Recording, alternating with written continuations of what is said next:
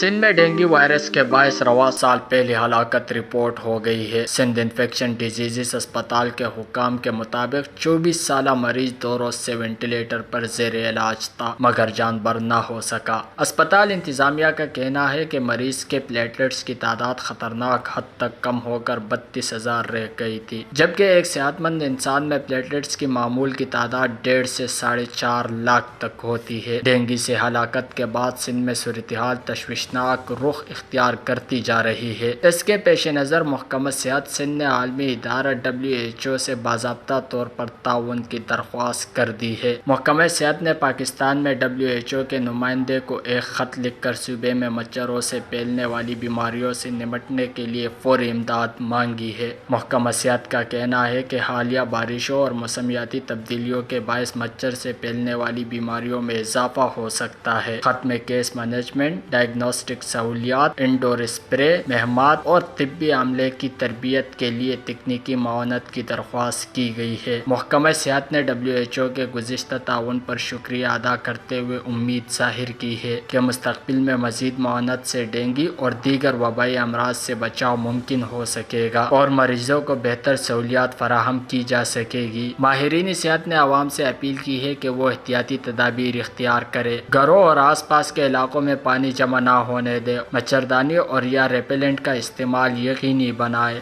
Voice news Sindh.